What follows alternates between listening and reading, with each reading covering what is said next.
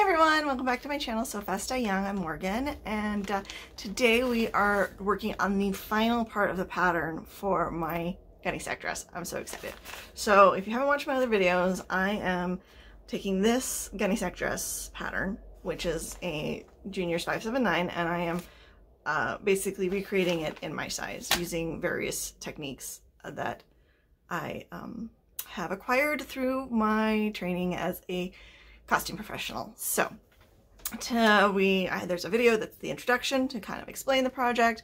I have two videos on how I worked on the bodice that includes touching base on drafting a pattern, like doing a flat pattern manipulation from a sloper pattern. So we're not drafting from scratch, working with a sloper pattern, or draping it on a mannequin, which is how I ended up getting my pattern for my torso. And then there's another one where I talk about taking that pattern that I draped on the mannequin and transferring it to paper, as well as creating the sleeve pattern and kind of some cheats that you can do if you already have an existing pattern that has a very similar sleeve. So today we're going to talk about how to expand the skirt. There are three pieces involved in the skirt. There is a front panel, a back panel, and then ruffles. So I'm gonna show you the basics of how I did the front panel, but I'm not gonna completely walk through it because I needed to figure some stuff out because of the little dip in the front of the bodice. It has like a little I know there's a term for it, I can't think of what it is right now. Anyways, there's this little dip in the front of the bodice that I had to account for, and I won't. So the front skirt panel I kind of did on my own, but then the back skirt panel I'm going to show you how to expand using a slash and spread method, which involves copying it, cutting it up, making it bigger, so to the proper size. And then I'm going to talk a little bit about ruffles and the math for ruffles. This episode should really be subtitled Math with Morgan. Because there's some math involved in getting the skirt, the waist of the skirt to the correct size, and there's some math involved in getting the ruffles to figure out how big or how much length we'll need for ruffles. I ended up not making a pattern for the ruffles because it's a straight on grain pattern, and it's much easier to just cut lengths of a fabric than actually deal with like a set length pattern. So I kind of talk a little bit about how to figure out how much ruffleage you need for different circumstances, and then I talk a little bit about then figuring out how many chunks of your fabric you would cut if you were using 36-inch wide fabric, 54, or I'm actually using 108, so it makes my life easier. The fabric that I'm using for this is a double wide. So yeah, I think at the very end of the video I kind of what I'm doing today, or well, this past week. The very end I do touch over just a little bit about the fabrics and trims that I'm going to be using and what I got, so you get to see a little bit more of that. And then I'm really excited because now I can cut my dress. I'm so excited. So I'm going to be working on that very soon, and next week's video should be about the construction of said dress. It's going to be very exciting. All right, without further ado, let's get on to the skirt. Okay, we're going to talk a little bit about the skirt now. So this pattern was already pre-cut. So I have my paper pattern. I'm going to take some measurements of the waistline, figure out exactly where the side seam is, make sure that because the side seam of this skirt should line up with the side seam of this pattern. So I'm going to make sure that everything is trued up and to the same size as what my seam allowances are on the pattern. And then I'm also going to end up using this center front piece to find the right dip in the center front skirt panel, because there is actually a slight angle at the top of this piece where it goes from where it would be in the center front dip. Normally this would actually curve up like this, but it actually dips down. So like if this was a normal skirt pattern, it would go like this, but it actually dips down here. So I'm gonna do that, and then I need to figure out roughly, I'm gonna do some quick math. I need to figure out how gathered the ruffle piece is. So I have this ruffle piece, and what does it say? It says to cut 3 of these. So I'm gonna take a measurement of that, times it by 3. I'm gonna measure these 2 and times them by 2, because there's 4 of them. And then I'm just gonna do some math and figure out if this is a 2 times ruffle, 2.5 times ruffle, a 3 times ruffle. I have a feeling that it's gonna be, just looking here, that it's gonna be closer to a 2.5 to a 3 times ruffle. I can kind of even do it here looking at this. This is close to 1, 2. It's probably a 1.5. It's probably, maybe it's a 1.5 ruffle.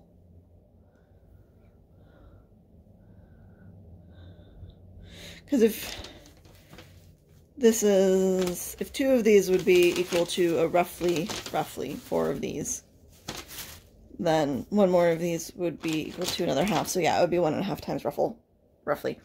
I might look at that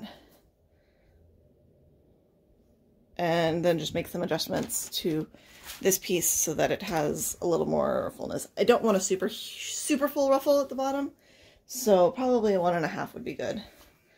But it is funny because I feel like, in my opinion, what they drew there, well, it could be a 1.5 ruffle. I don't know.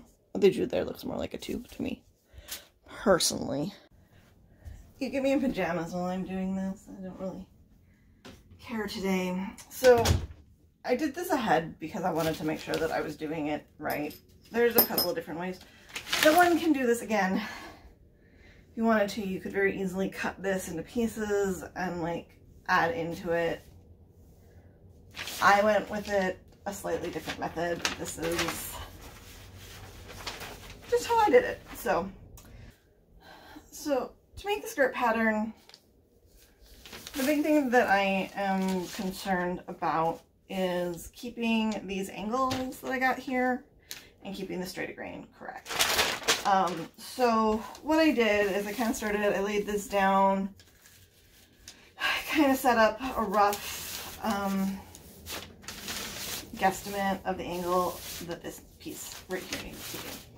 Then I took my lovely pattern here and kind of laid that out, finding the center, figured out roughly where the point that the side panel was going to come in, and then that I figured out this rough end, and then I kind of gave this a little bit of a curve. Probably needs a slight adjustment still.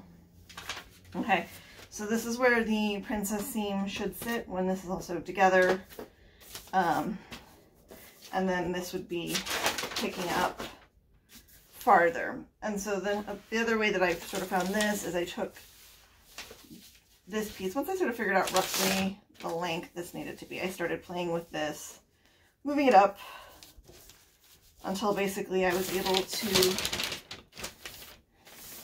catch my angle of this. So I sat here and kind of played with these pieces like this and this, trying to somewhat match the same angles that I had on this original piece. Not the best way to upsize this, but it's the way I chose to do it. And then I made sure that these stayed parallel throughout, which was pretty easy considering I kept this on perpendicular, or like kept this was a straight edge, so it's one way of doing it. It's not the best. It is, but it is actually incredibly similar to, like, when you think about it, it's the same as taking this and slicing it in a couple places and adding these in the center of it. It ends up doing the same thing, basically. It just, this gets moved over here and this stays over here, and then this sort of flattens out a little bit. So first I tried to do this thing where I rotated everything, and that really wasn't working. And then I was overcorrecting for the straighter grain, so then I figured I could kind of, I needed to move this in position with that. That is how I did the front. So ignore that line. Got my straight up grain. This is 25 inches hanging, and then we're adding another, we're going to add like another 14 inches to that. So it's going to be a 39 inch skirt, which is actually a maxi length skirt. That is about correct. And the outseam is from the waist to the floor, over the side hip. So, but yeah. So I got the front. I'll do the back in real time. That one's going to be a little bit easier. That one, I did not have to worry about that angle in the front. But this one I will have to actually tape together some pieces of paper, because this is my last giant piece of paper. Okay, so we have the skirt back piece right here. I am going to actually go ahead and show you how to do this in the slash and spread method.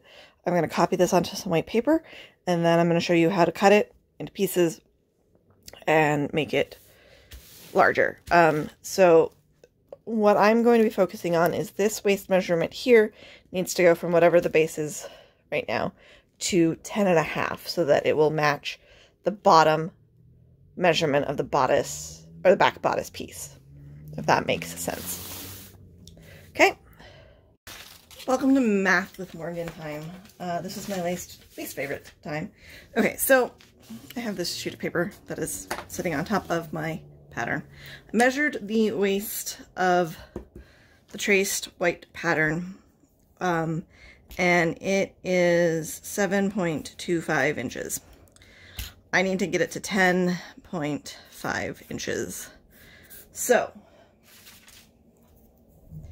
mathematically, that means I have a difference of 3.25 inches that I need to spread out across this pattern. Like, I've got my pattern right here. Okay. So I could cut it in half, and I could stick the 3.25 right in the center. That might be what I end up doing, because it would be the slightly easiest in one way.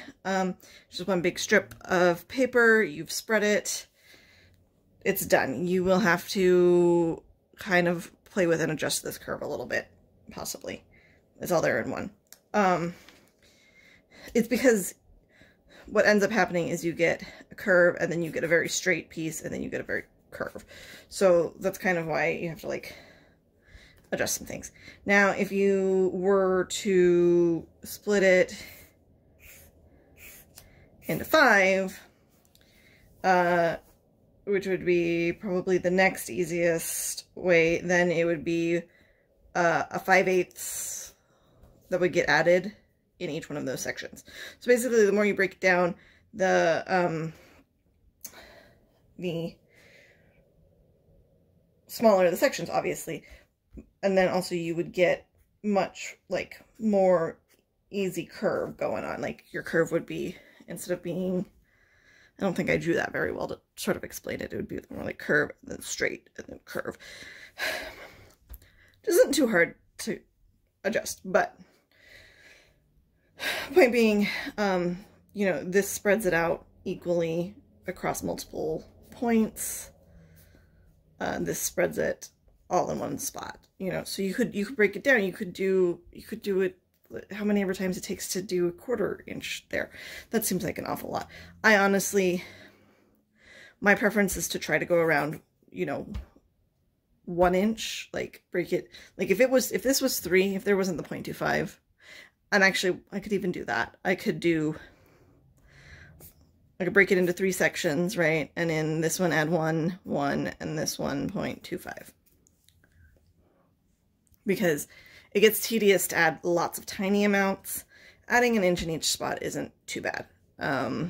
So that's just kind of the sort of things that you need to think about. You need to figure out how you're gonna space this out over the whole thing. Like if it had been 3.25, or no, sorry, 3.5, then I might have done, you know, 1.25, 1.25, and then 1, and then that would kind of like spread it out a little bit. And the point of slashing and spreading is you're just going to draw lines, you're going to cut it, and then you're going to tape in paper in those spots. We're not changing, we don't want to change anything about the angle of this skirt. We just want to make it wider. Once you get your first center mark, then you will be able to mark off of those, of that. Okay. So like I said, here I could cut that and just put the entire 3 1/4 inches right in the center if I wanted to. If I wanted to give it a little bit more,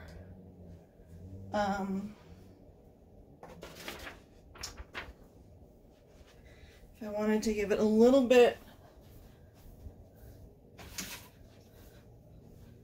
like make sure that it's spread out just a little bit more and make it a little bit easier to adjust this.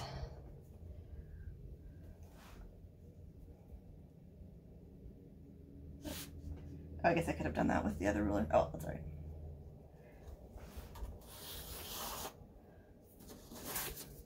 Totally could have done that with my 1-inch ruler that's sitting right here, but whatever. I don't know why I decided I needed this. So basically what I'm doing is I'm making 2 more lines. All right, so now I can spread it out across that. I wouldn't go any smaller than that, just because it's a lot of tape and a lot of time. Also depends on the pattern piece that you're doing. Okay, so since we aren't changing the angles of this, we are going to add the same amount the entire way down. But let's say I was working with a skirt and I wanted it to be fuller. Or if I was working with a sleeve pattern and I wanted, you know, like if I had a sleeve pattern here that was like your standard sleeve pattern, but I wanted to make it a bell, I would do these lines and then I would add more in the bottom where I wanted the bell shape to be and less at the top where I wanted the sleeve cap to stay the same. So hopefully that also makes a difference, or makes sense. But like I said, in this particular case, because we are just widening this, we're going to do it, let's take this over here. Okay. I can fall on the floor.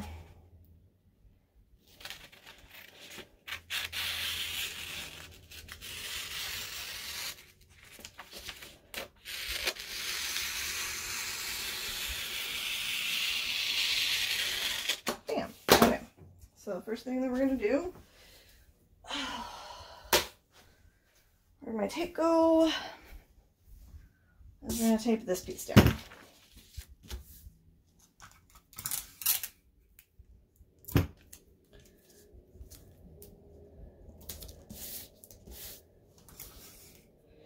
And slashing and spreading takes a lot of extra paper, I feel like, because, well, I mean, I guess it does and it doesn't. I don't know, this just always takes more time to me. So here I'm going to add 1 inch, right? What I decided, I was going to do 1 inch, 2.5 in the center, and 1 inch. Okay, so, actually easier to cut up all the pieces first. Let's do that. All right.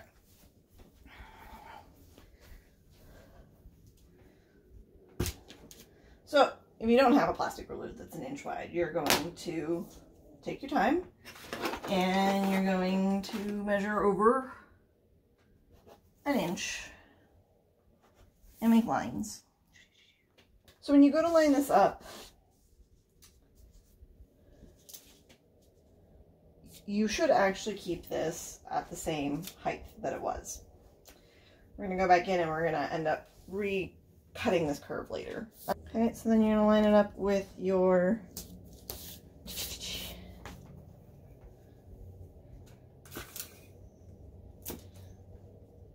hashes and mark it and tape it down.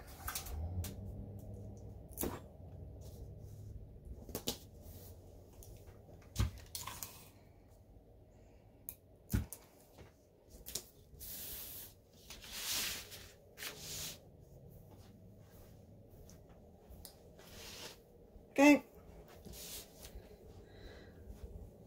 Now in the center bit, we're adding 1.25. So now we're going to mark over our 1.25 or 1 1/4.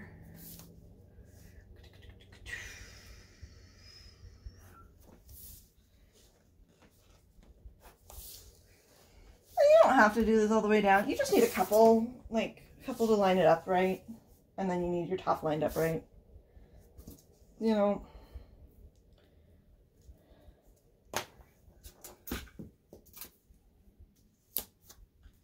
I usually like to start with like 2 little pieces of tape to get it flat.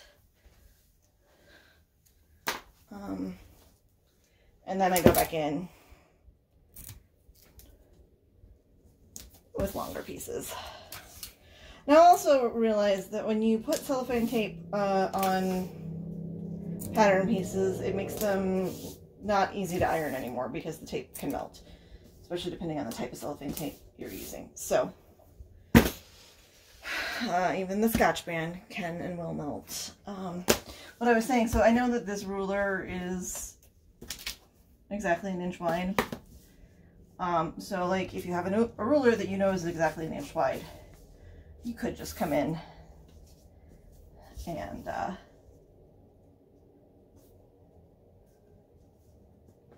slide the piece up next to it, throw a piece of tape down, and you're set, you know. So that way you're don't always have to measure each and every single one, but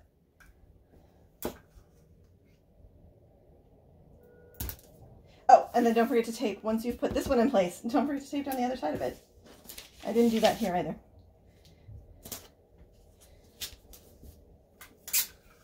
So like I said, this is the slash and spread method. And this just allows for more even distribution across the pattern. And I mean, you could, like, if you really, like, you could break this down more. You could go down 5, you could go down 7, but it just, a lot more taping, a lot more work. So, like I said, you could be lazy and you could do it all in one. You could, like I said, I could have put it all in the same center. You're just going to get a truer curve here if you do it this way, in my opinion. But again, that's just my opinion. Like I said, there are 16 billion different ways to pattern. Ta-da! Okay, so now I think I have everything taped down. Again, you're going to come in with your trusty handy dandy curve ruler. And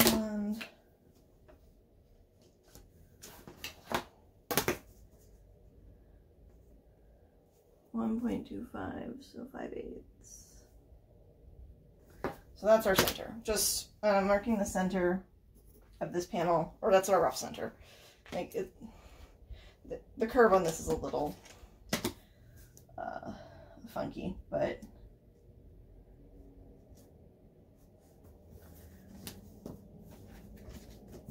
I'm going to take my old curve corner and come in through here, and I'm going to take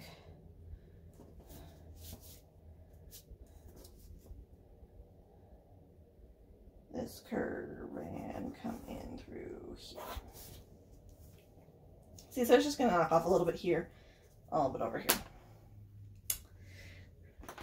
And then you're gonna go down to your bottom down here, and you're gonna also use a sort of a different section of the curved ruler, so the flatter section, and you're gonna end up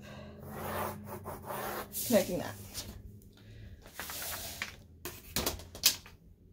So now we're gonna cut this all away. Throw down some more tape just to get everything secured before I cut it away.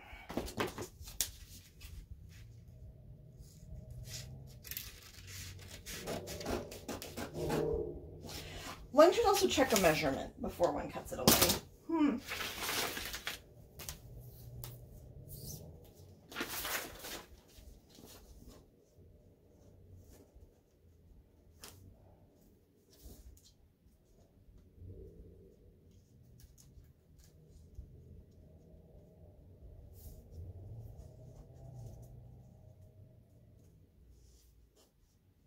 Because of the curve too. The curve does sort of make it do some funky things. We're actually at like 10 3/4. Great.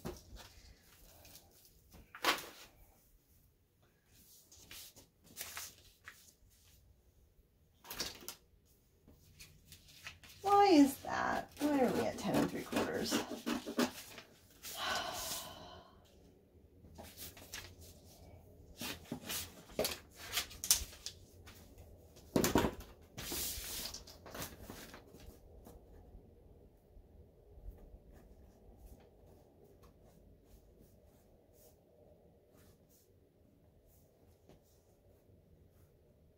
Oh, but when I measure with the hard ruler, it's 10 1/2.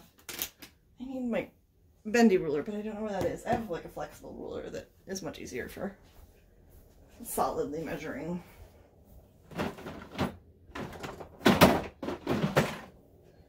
Things, but it disappeared a few years ago, and I don't know what I've done with it. I probably like used it somewhere and just never got it back or something, you know. And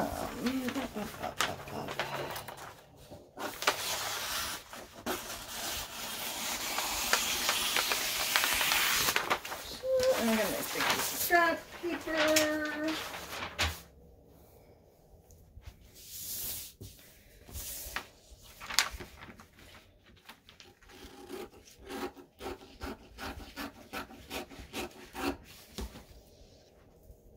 At this point, we just need to take one of these lines because they should all still be, these lines should still remain parallel to each other if we didn't add anything in, any extra. So everything should have remained parallel.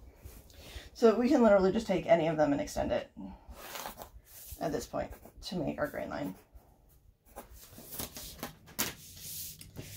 So this is our center back.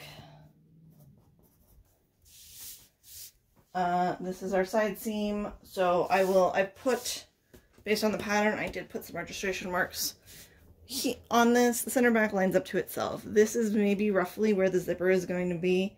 I will be measuring down the back and this to get the proper placement. I believe it's a 24-inch zipper. No, this would be at a 24. It would be the neck, like the bodice back, and then whatever plus down to the spot that is 24. But this was just sort of a rough spot. And then I put rough registration marks here. I will also need to will want to put some sort of registration mark here based off of the center back pattern piece. So I'll show you where that. So here's our center back pattern piece. Like, so if this comes in at the center back, let's just say that I put marks here and here. Okay, so then I got a registration mark where that's supposed to sit to here. Then this should match up to the 10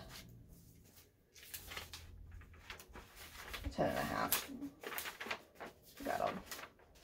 Gotta walk it slowly.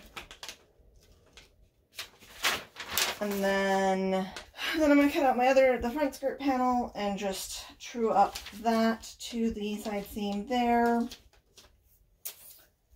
And we'll be all good. So, oh, for the ruffle. Ruffles. All right, here's where we're going to do math with Morgan. So I measured the front and back bottom edge of this portion of the skirt. The front, which was longer, was a 38. The back was a 35. So, like, the mid-ground between that is 36.5. I'm just going to round it to 36 because it's even. So 36 times 4, because there are 4 pieces, is 144. All right. And then we're going to, like I said, I feel like, given what, I'm trying to decide if I want to do it double or if I want to do a 1.5. So for fullness, like when I was looking at the pattern earlier, I think they did about 1.5 fullness. So that means that we would time 144 by 1.5. 4 times 5 is 20, carry the 2, 4 times 5 is 20, 2, carry the 2, 5 times 1, 7, and then 144,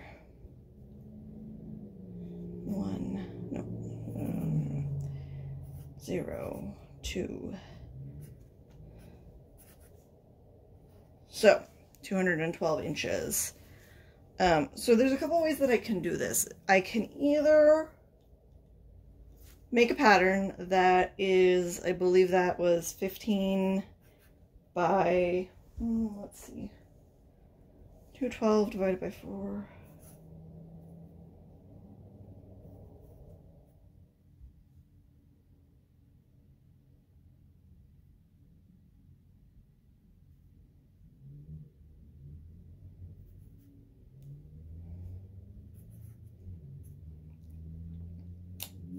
So I can either make four pieces that are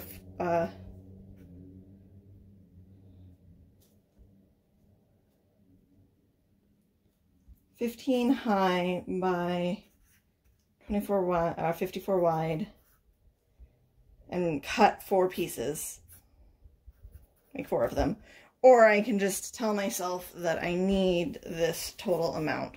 It kind of depends on what fabric you're working with.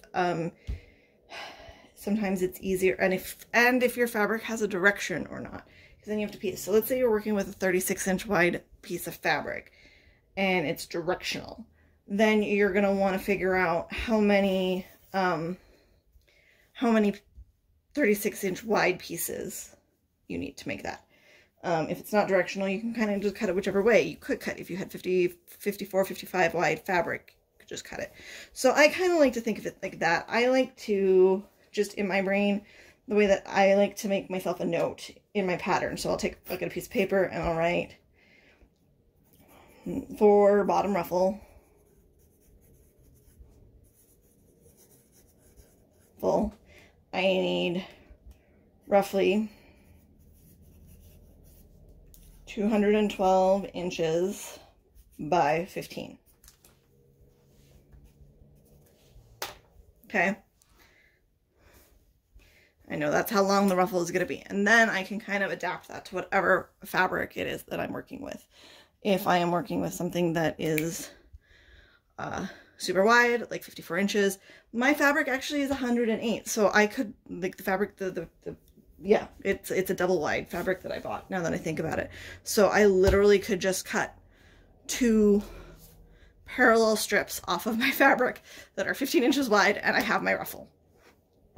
So yeah, that's why I kind of like to math out ruffles rather than have patterns for ruffles, because patterns don't always fit on what you've got. Like, I'm gonna stop now because, like, there's just so many different ways to get this. I'm hoping that you're getting the gist of it. We just need 120 or 112 inches of ruffle at minimum to be an inch and a half, to be 1.5 time ruffle.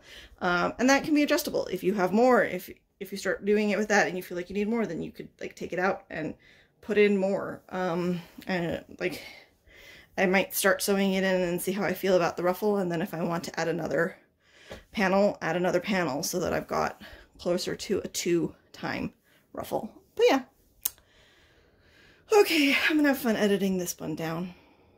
Okay, so I now have everything that I need to start working on the dress. So that's gonna be the next video, but I just wanted to run over it all. So I've got all of my pieces for my bodice and my sleeve. I've got my belt. I've got my 2 pattern skirt pieces, and then my notes about how to cut the ruffle and what that means. So you can see here I just wrote cut ruffle 212 times 15, and that 15 includes the seam allowance for sewing it to the skirt pieces and the hem, which on the original pattern is a 3/8 hem, so it's a little roll hem, which will be the first thing I actually do once I cut that. So I have all of the original instructions. I'm going to mostly be going through those as I actually put this together.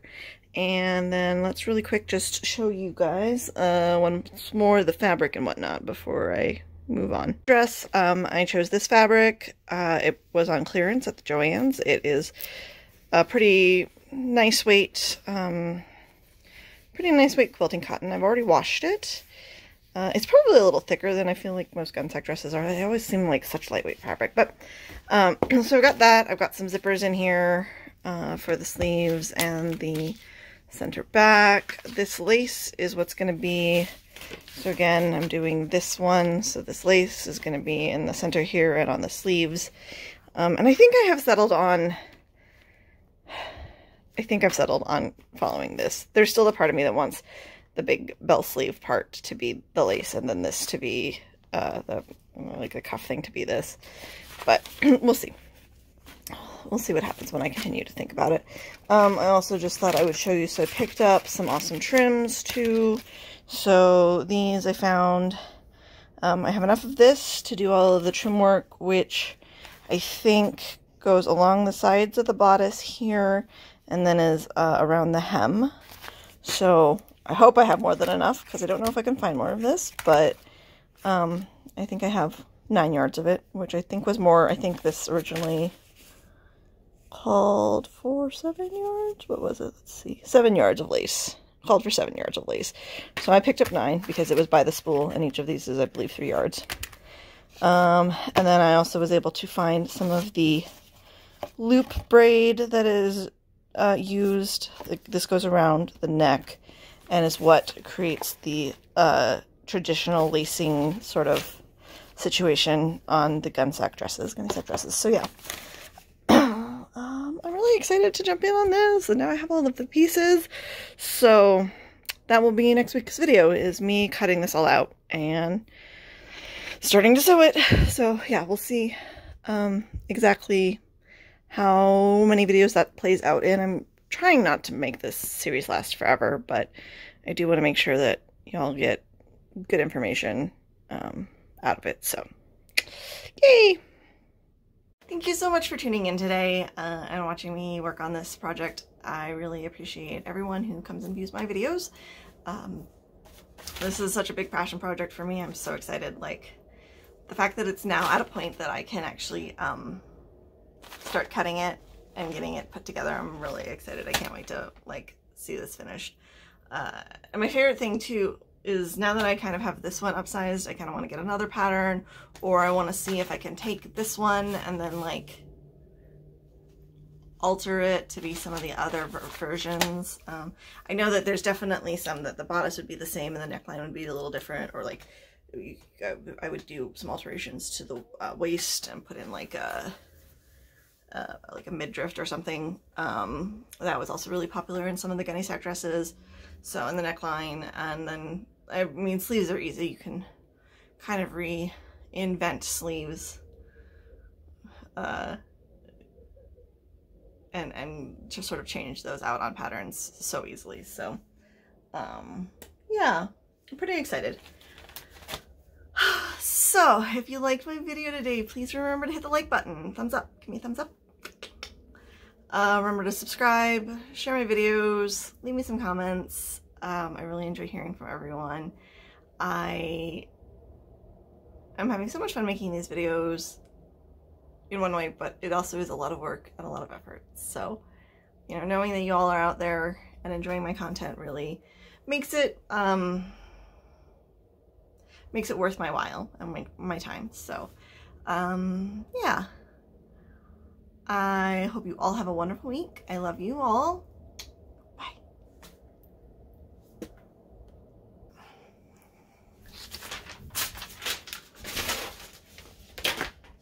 My table is a giant mess. Like my life. Okay.